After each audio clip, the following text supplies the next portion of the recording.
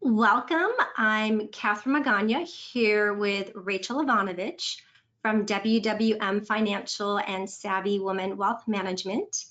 And today we're going to be doing a webinar on Social Security strategies for high-income retirees. And so today we hope you learn something new or take away some information. There's a lot of moving parts, but we're happy to dig in and go over that with you today. A little bit about WWM Financial. We are an SEC registered investment advisory firm, and we work with a lot of different clients here in San Diego as well as out of state. I serve as a certified financial planner professional, as well as one of the managing partners. And I have been in the financial services planning and industry for about 26 years. And I've known Rachel for over a decade now. And so, Rachel, do you want to introduce yourself? Yeah, I'm Rachel Ivanovich. I'm an enrolled agent and have a degree in finance, an MBA in finance. I joined WWM Financial about 3 years ago. And as Catherine mentioned, I have known her for over 10 years. I also have my own tax firm, Elm Tax, in town, and work with a lot of high income individuals. Really excited to present this for you today. So at WWM Financial, we do financial planning and help our clients manage their money and investments. But along the way, we actually have a proactive wealth process where we provide education. And what that process looks at is we actually look at 4 core areas of planning. One is asset management, one is liability management. We look at protective strategies and legacy planning. So a lot of that is tied into financial planning, but we do throughout the year, each quarter, looking at adding value and education for our clients. So that's one of the things that we're committed to is providing education. And in the past, we've also done webinars on requirement distributions, Roth conversions, and so this is we're excited to share with you today a little bit about Social Security. So Social Security is really important.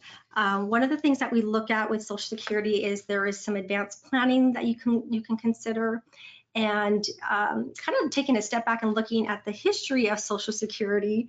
It actually started in August of 1935, so it's been around for a very, very long time. And over the years, actually in particular in 2015, we actually saw some changes to Social Security and benefits for spouses. And then this year, there's actually some additional changes, which Rachel will touch on later in today's presentation. But we do think it's important to look at Social Security. And one of the things that comes up is it does provide income for retirees. And a lot of, looking at the numbers, as of the end of 2024, it's an estimated 67 million people are benefiting from Social Security. And more than 50% of those are have it coming in as part of their family income. And so it is important to look at how does Social Security and when to take it ties in for your particular plan and situation. We actually, when you registered, we actually asked for you to submit questions. So we will cover those throughout the presentation, and at the end, we'll also answer some additional questions. If you have some questions while we're presenting, feel free to put them in the chat, and then we will go back if we have time to answer those, or we'll make sure we get back to you afterwards. So one of the things that also comes up is, what's the future of Social Security? And Social Security is paid by payroll taxes and the interest from those taxes. And so what we're looking at is there potentially could be a shortfall in 2034. And if the shortfall comes into play, it's estimated that the benefits could get cut by 20%. However, we are seeing indications that there might be some changes to payroll taxes or how you're taxing benefits. So unfortunately, we don't have direction yet, but we definitely know that there is going to have to be some changes down the line. We haven't seen anything concrete, but definitely something that we think about as well as we're looking at these different options for you. Okay, so today we're going to go ahead and start. And why does Social Security matter? Well, I think it's important because it is part of your income potentially, and there's different strategies that you can consider when you look at your Social Security. And so, looking at when you should take it, we're going to factor in, should you take it at 62, 67, or age 70? What we find is if you delay the benefits, there's ways that you can get more money later potentially. And so there's also some tax planning that's involved with this too. So let's go ahead and dig in. We're going to spend a little bit of time on this segment because this is primarily most of the questions that we had.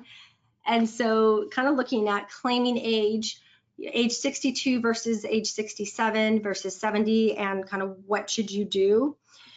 And so when you decide on when to take Social Security, it's important to look at, if I take it at age 62, what's that benefit and what's the reduced benefit of taking it early.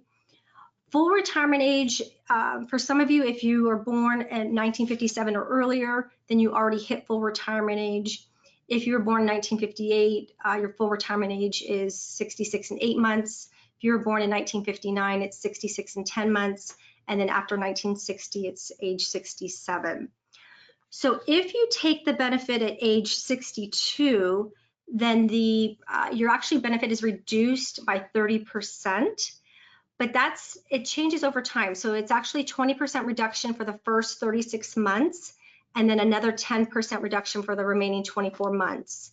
So if you take the benefit, once again, at 62, you have a 30% reduced benefit. If you take it at age 64, your reduced benefit is then 20%. And then if you take it at age 66, your reduced benefit is it's reduced. You get 99.33%, which is reduced by 6.37. So the question is, should I take it? And it really is a matter of, are you working or not? And so, or should you delay that benefit? If you wait until full retirement age versus age 70, then you're taking what's called a delayed retirement credit. And that delayed retirement credit is each year, so from 67, 68, 69, and 70, each year you're getting an 8% gain. So if you let it grow from age 67 to age 70, then the percentage of, then you actually end up getting the benefit of 124% instead of 100% if you waited to full retirement age. So what you can look at is if you are working or not. So if you are continuing to work, and this is a question that comes up periodically, is if I'm working, can I collect the benefit? If you're at full retirement age and you're working, you can collect the benefit without having a penalty. Rachel, do you want to tie in a little bit about the earnings? Yeah, I'd be happy to jump in because this is one of the questions that we really got from a lot of people is, when should I take my benefit? And so the question is, how much can I earn and still get Social Security benefits? And what you need to consider is it really starts with your age. So if you're before your retirement age, so if you're 62, 63, and up to 67, or depending on what your birthday is, you potentially will have a reduced benefit. So what that looks like is there are annual earnings limits. So basically, if you're not full retirement age yet, you can earn up to $23,400 in 2025, but the amount that you earn that's over that limit, that $23,400, will be reduced. So for every dollar, for every $2 of annual earnings that's over your limit,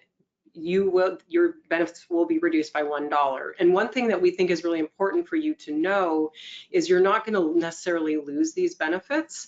And this was kind of a surprise to me. I did not know that even though your benefits will be reduced before full retirement age if you do work, later you'll get credit once you hit full retirement age. The Social Security Administration will, your full retirement age benefit will increase. Once you hit full retirement age, you can work as much as you want and they don't reduce your benefits. And then there's a special rule for the year in which you actually do hit full retirement age. And this is different for everybody. But if you're born after January 2nd of 1960, it's age 67. So the year that you actually hit your full retirement age, that reduction of your benefits is for every $3 that you earn above a higher limit, which is $62,160, the reduction will be only $1 in benefits for every $3 that exceeds that threshold. So definitely just need to take into consideration, do I have enough money? Because people want to know, should I take Social Security? Should I not take Social Security? Should I take it at 62? And it's not a one-time decision in your life. I believe you can decide anytime once you hit 62, because 62 is the earliest that you can start taking benefits. And if you take it early, so say you decide I'm going to take it a little early and you end up going back to work, you can't put the money back, but you have 12 months to do that. So that's something that, you know, if you make that decision and then you go back to work. We actually had a prospective client we were working with last year, and Exactly. yeah, so he got laid off, and then he was considering taking the Social Security early before full retirement age. And so we looked at kind of the calculations of, you know, the different years of taking it and what the lifetime benefits would be. And so he was seriously considering, because he wanted the cash flow to cover his income that he just lost. So he was seriously considering taking it, and then he got a job. So he didn't turn it on, but he could have, and he could have paid that back if he got hired. But that's the tricky part, is if you take it early and you end up working, and then you have to, you know, be mindful of the different earnings. And I think it's important also to know what the Social Security Administration counts as earnings. So they're not counting any, let's just say you receive you receive things like bonuses or other government pensions or investment income. They're not counting that. They're only counting wages that you earn from your job, or net profit if you're self-employed. So that's what's counted if you're under the full retirement age, if you're working. Once you hit that full retirement age, you can work, and they don't reduce your benefit. So part of it is also then, if you wait and you don't need the money, it does grow. But if you do need the money, then you have to factor in what are your income needs, or do you have money to pull from your investments? And then if your investments are growing, obviously that the 8% a year growth between full retirement age and age 70 is a decent return. But if there's a year where the markets go down pretty significantly and you're drawing on that, then you might want to, that's at that point you might reconsider where you're pooling, or you might want to turn on your Social Security. We also had a client that he is been working with this year. He's 69 years old. He's still working. His plan was to keep his benefits growing until age 70. However, they're in the process of updating their ADU on their property, with the idea of this property, they're going to rent it out and get income in retirement. So so what we're looking at is where can we get extra income? And so it made sense at that point for them to turn on their Social Security. They're collecting that benefit and have that extra income coming in this year to finish their project.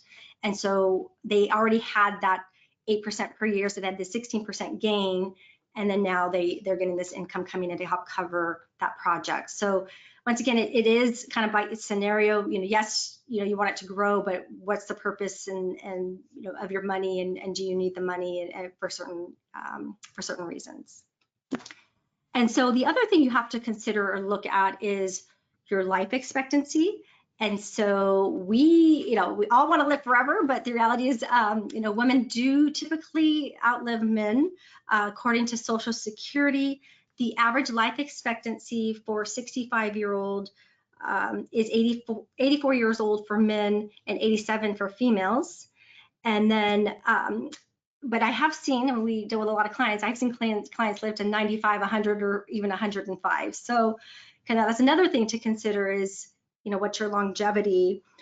We do see, when we do look at different scenarios, we also factor in, what is the break even, meaning at what point does it, if I live to a certain age, what's the break even point? And this is a more general, we'd have to look at your own situation, but in general, if you expect to live beyond age 77, then if you postpone your benefits till you can postpone your retirement benefits until full retirement age. If you don't expect to live till age 77, then taking it early potentially could make sense. And if you expect to live beyond age 80, then waiting till age 90 or delayed benefits if you don't need the income. Those are kind of the break evens in general. So once again, kind of looking at what's your longevity, and then also if you're married or not, and we'll go over some of those examples in just a moment. I And so, think part of it too, Catherine, sorry for interrupting, but I do think that if you don't need the money and you can delay, it also helps your tax situation. And I will jump into that a little bit later. But there's some definite strategies if you do delay that, if you don't need the money. And most of those are tax related. correct. So kind of then looking at, what are the pros and cons of delaying your Social Security? So basically, the pro is that you're locking in a higher income stream later. When we look at Social Security overall with your financial plan and in investments, one of the things that we look at is, well, Social Security to us is this kind of fixed amount of money, income coming into your plan or to your income sources, versus with some of your other assets, they might be growing, or you can look at those a little differently. So to us, that Social Security, not a fixed income replacement, but we do look at that kind of as income coming in on an ongoing basis. And then once again, a pro, if you delayed, is that 8% per year of growth, and that's obviously a decent return year over year. And then if you do wait then later in that higher benefit, then there's the cost of living adjustment that you get now going forward on that higher benefit. The cost of living adjustment for 2025 was about 2.5%. So that's something every year that your benefit would increase. And then if you do exceed your full retirement age, you can say you decide, I'm going to let it grow, but then you decide to take the benefit. You can go back and get 6 months retro from your benefit in lump sum. So that's another thing that you can consider. And then some of the cons are if there's some health issues, or if something comes up, a sudden death, and unfortunately, but we obviously you could have taken that benefit a little bit early. We touched on the stock market. So if you're now getting income off of your investments, and if you have to dip into some of your investments, and if the markets are down, if you didn't have that money set aside, then you're having to sell potentially at a loss, which you probably don't want to do. So that's something, another consideration. And so there's the pros and cons, and it's very much situational and case by case. But the idea is if you can let it grow, great. If not, case by case, you have to look out, when does it make sense to take. And then once again, it comes up pretty often is sometimes people that are working still think that they have to not work to get Social Security benefit at full retirement age. And the reality is you can still work at full retirement age and get that benefit without being penalized. So that's another option there. Okay, so I think we pretty much kind of covered a lot of age 62 versus 67 and 70. I know those were a lot of the questions that we got for the registration. And it's really individual, case by case. It is. Okay, so let's talk a little bit about kind of spousal and survivor benefits. And so one of the things, if you're married, if you've been married for 1 year, then your spouse is eligible to receive 50% of your benefit, your full retirement age benefit. If you let your benefit grow, so from full retirement age to the delayed age 70, the spousal gets 50% of your full retirement age benefit, not the higher amount. However, survivor benefits is a little different in that if something happens to you and you let your benefit grow to age 70, then your spouse will get the higher amount. So they'll get that delayed credit. So they'll get your age 70 amount. So that's something, depending if there's spousal or survivor. What comes up occasionally is if you're divorced. So if you've been married for over 10 years and you got divorced, then your ex-spouse is entitled to 50% of your benefit, or their benefit, the higher of the two. And so for those that are divorced, the marriage must have ended at least 2 years prior to applying for spousal benefits. And so once again, it depends on, your situation, and if they want to make sure they have access to that benefit. Do you want to share kind of, Rachel, your? Yeah, I had a client who had this situation that had been married actually twice before, been married to two different gentlemen, 20 years each, and she had worked at home raising the children, so she didn't really have a benefit, but then never remarried and therefore was able to choose between husband number one or husband number two's benefit when she hit full retirement age. So she ended up going with husband number two's benefit because she'd been married for over 20 years, and it is, if you've been married for over 10 years, you're eligible to receive that spousal benefit. So not a one size fits all, everybody's situation is a little unique. And then another technique that we hear occasionally is if the higher income spouse waits till age 70 for theirs and then potentially full retirement age for the other spouse, and then they could potentially get 50% of their spouse's benefit, whichever the higher of the two. When we look at this, we do look at different calculations just to make sure, when you should take it. And so that's something that's looked at when we do factor in spousal Social Security and when to take that. We also had another client that retired, I think in January of 2024. And she retired, she was about 64 years old, gonna be 65. And the husband was 68 at the time. And he was letting his benefit grow. And so when it came time for retirement, he was going to continue to work. They were going to turn on some of their Social Security benefits for cash flow needs. However, a month in, or when she just retired, within that month, her mom passed away and she inherited some money. So at that point, she didn't need the income from the Social Security, and they were letting his benefits and other benefits continue to grow. So there is situations where, like I said, it makes sense to turn it on, or if you have different things that come up within your lives, and that's where the planning comes into play. All right, I'll turn it over to Rachel. Let's jump into my favorite topic, taxes. Yes. Everybody always wants to know, is my Social Security going to be taxable? How much of it is it going to be taxable? What can I do to reduce my taxes?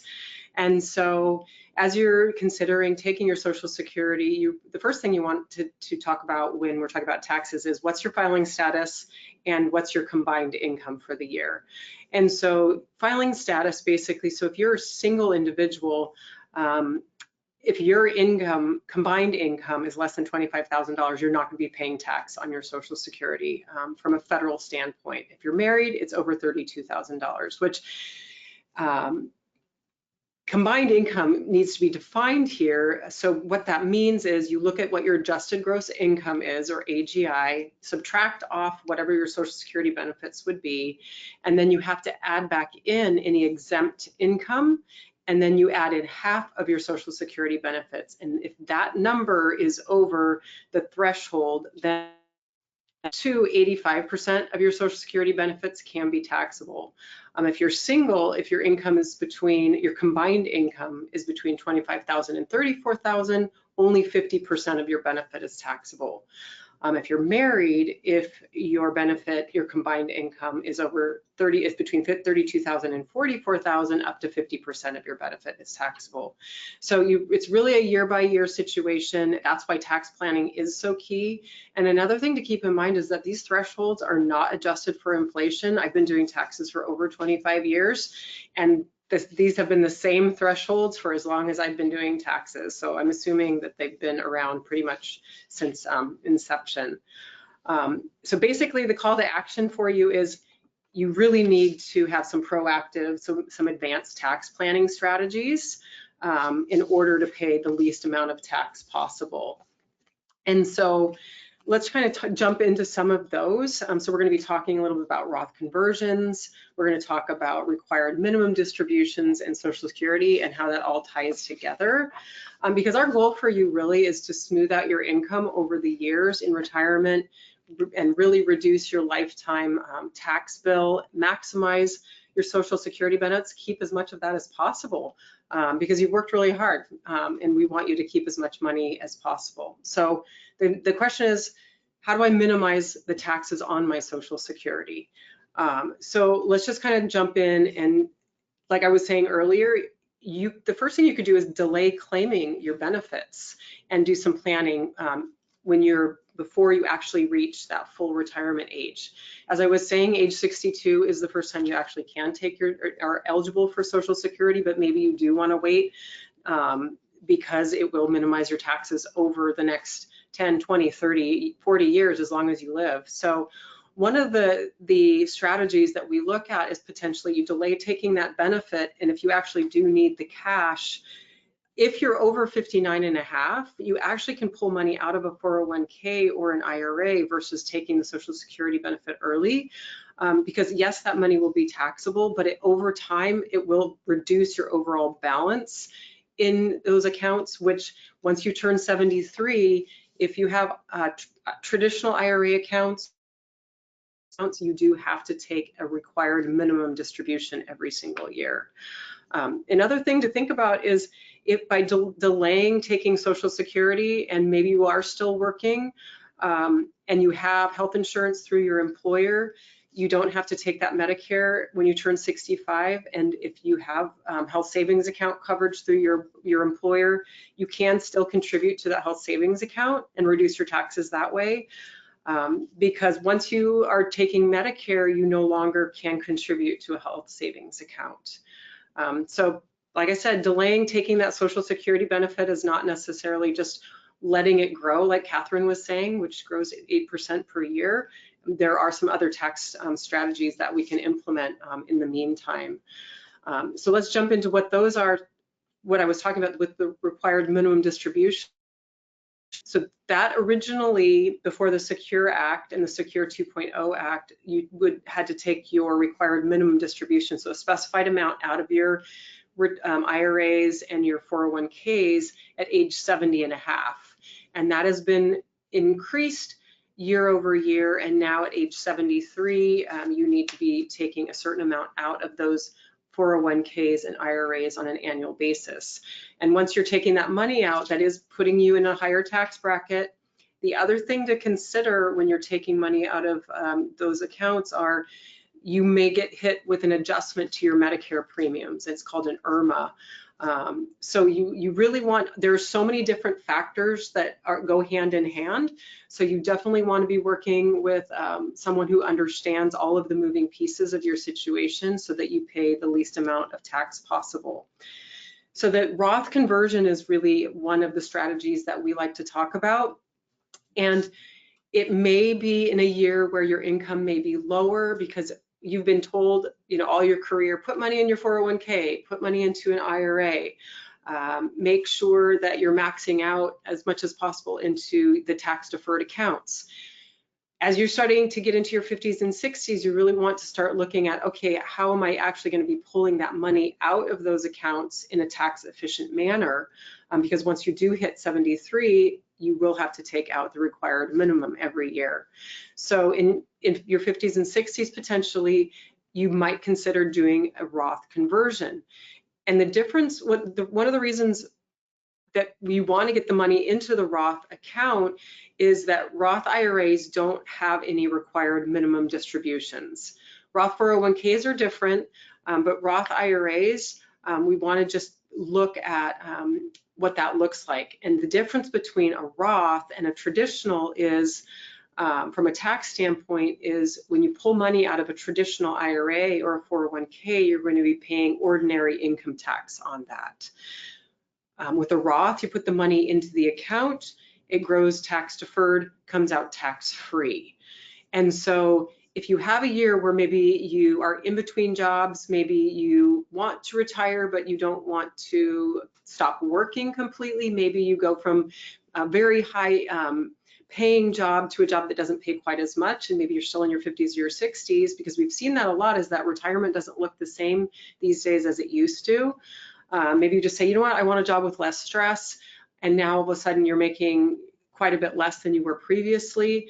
It might be a good year to consider doing a conversion. And so what you do with a conversion is working with the tax advisor and financial planner. You say, okay, I want to take a certain amount of money out of the 401k or out of the IRA and put it into the Roth account. At that point, all the taxes become due, so you do need to be planning ahead to make sure you have enough cash available to cover that tax implication.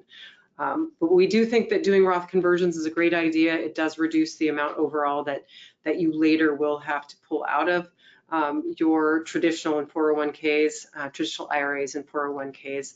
Thus, potentially less of your Social Security might be taxable later on. Another strategy that we really like looking at is making sure that you're managing your investment income in a wise manner. For instance, working with advisors, you can look at shifting some of your assets to tax efficient investments, municipal bonds, there are tax exempt mutual funds. There are so many different funds, tax exempt exchange traded funds but you do need to be working with advisors because it's not one size fits all. And it's a very individualized situation. The other thing you could look at is potentially you do have investments and we don't want you to be selling all of these investments in the same year. For instance, as you approach retirement, maybe you have a business, maybe you consider moving out of state. I had a client who wanted to sell his business, the building that he owned, that the business was in, and his home all in 1 year. And that was the perfect tax storm. And so by working together and by doing what we call tax loss harvesting, so looking at his investment portfolio, we were able to sell some stocks and other investments that had losses, and we were able to really get him a really great tax efficient situation. And so that you really need to be working with an advisor and looking ahead, because there are some things that you just don't see coming sometimes that we have experienced with clients. Just one more point to that tax torpedo and the advanced planning is one way to minimize your taxable income is by maximizing your charitable contributions. And if with a higher standard deduction that we've had since the Tax Cuts and Jobs Act, and who knows what's going to happen with that because it is set to expire at the end of 2025, a lot of clients have been doing their RMD or required minimum distributions, and they're using that money to fund various charitable organizations that they really like. It's called a qualified charitable distribution, and it's a way to exclude that income from your taxable income, but also the charity will have the benefit of that money. So if you say, you know, my required minimum this year from my IRA is $10,000, but I'd like to give $5,000 to my favorite charity. If you're already taking the standard deduction, that $5,000 would go to the charity and you would not have to include it in your taxable income. But make sure you tell your tax advisor, because the 1099s that you receive at this point, aren't showing that you actually gave that money to a charity. So you definitely want your advisor to know about that. And then one final point about charitable contributions and ways to keep your taxable income down so that less of your Social Security is taxable is maybe you have appreciated stock. And maybe you can, instead of writing checks or sending money, wiring money to your favorite charity, you gift that stock instead of selling it, because the organization, the charitable organization, will have full benefit of those funds, and you won't have to pay taxes on the capital gains. So that kind of wraps up the taxes. There's so much more. Taxation is so complicated, but we would love it for you to put some questions in the chat for us. And one of the things that we, when doing some research on this, came up with is you now can create an account, an online account, to see what your Social Security benefits would be at 62 and so on, at 60 at full retirement age and at 70.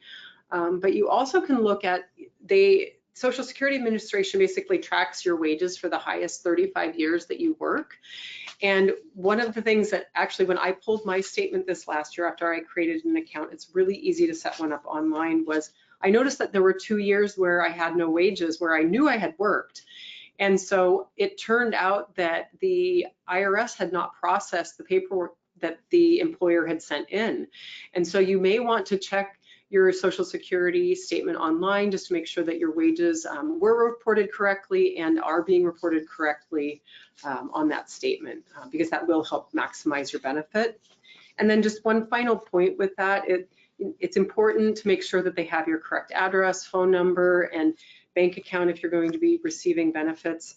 I had several clients this year who were eligible for the Social Security Fairness Act, which was some legislation that was passed earlier this year. So previously, if you were a teacher, firefighter, police officer, and several other sort of government professions, you weren't eligible for Social Security benefits if you were getting money from your teacher pension and so on. But some legislation was passed where you actually were able to receive benefits retroactively. And several clients reached out to me and said, hey, I got this deposit from the Social Security Administration. And so that was a really nice surprise for them. It was a windfall for many of them that were able to receive that. So make sure your information is up to date. They didn't have to apply for this at all. The money just appeared in their accounts. So just make sure that your information is correct. Okay. All right, so let's go ahead and do some questions. We did have a question that came in that the individual looks like they've been married now for 10 years, but divorced 20 years ago, and I'm remarried now. Does the ex-spouse qualify for Social Security benefits since it's been longer than 2 years? So if you were married with your ex-spouse for more than 10 years, they would be eligible for your 50% of your benefit, even if you've remarried of your benefit. But and then with you being now remarried, if you were going to collect benefits on your spouse or your previous spouse, they look at the higher of the two. So it's just, so yes, they would be eligible. Your ex-spouse should be eligible potentially for your benefit. So a couple other questions. I mean, we covered a lot of it during today's presentation, but a couple other questions that we didn't cover that we wanted to highlight is there was a question of how it relates to me as a self-employed person. So how I take that question is self-employed individuals also pay into Social Security, and when I have a new client who has never been self-employed before, they typically get very blindsided the first year they file their taxes because you're not only as a self-employed person paying Social Security and federal and state tax, you also pay Social Security and Medicare, which is called the SE tax. So as a self-employed person, yes, you are paying into Social Security and you should still be eligible to collect benefits. Again, a great reason to log into your account online to just make sure that the earnings that you have, and it is based on net earnings from self-employment. So you want to make sure that you are, it's kind of the delicate balance between writing off all of your expenses and minimizing your taxable income while you're self-employed, and then later you may not be eligible for as high of a benefit because it is calculated off of whatever your net earnings are. I do have a client who has a similar situation. She was self-employed her entire career. Her husband was a wage earner, made quite a bit more money, and it turned out that 50% of his benefit was more than 100% of her benefit. So she was eligible for that spousal benefit. So definitely it's important to look at all of the different pieces of the puzzle.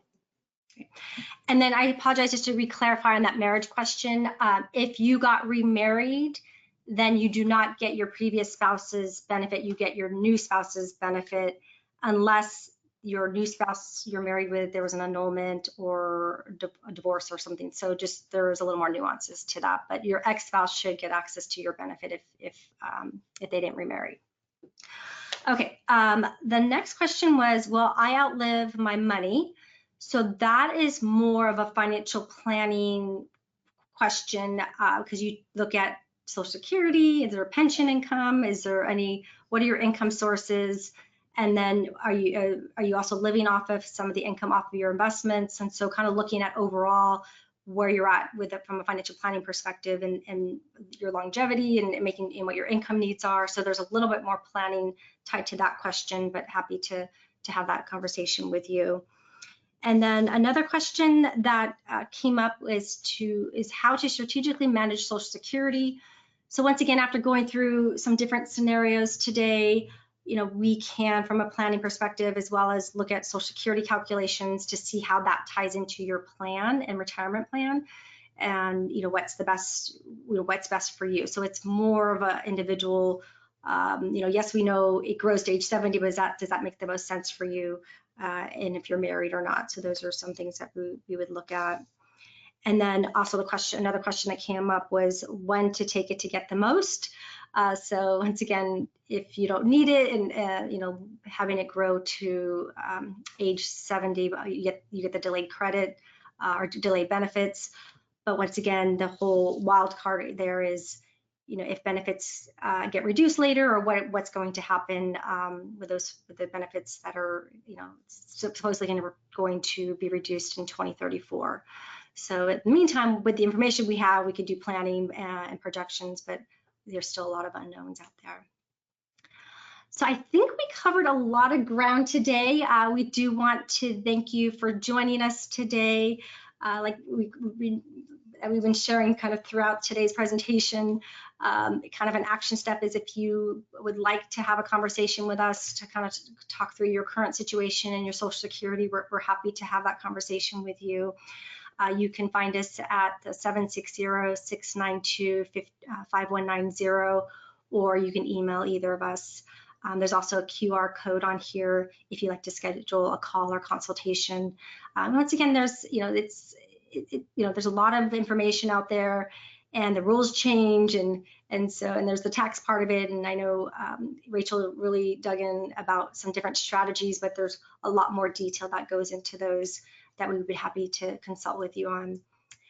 So I think that concludes our presentation. Unless, Rachel, you have anything else to add at this time? There's a lot of planning that goes into it, and there's a lot coming with the new tax code. So we would love to hear from you. Thank you so much for joining us today. Great. All right. Well, thank you very much. And if you have any additional questions or anything that didn't get answered, please feel free to email us or call us as well. And that concludes today's presentation. Thank you.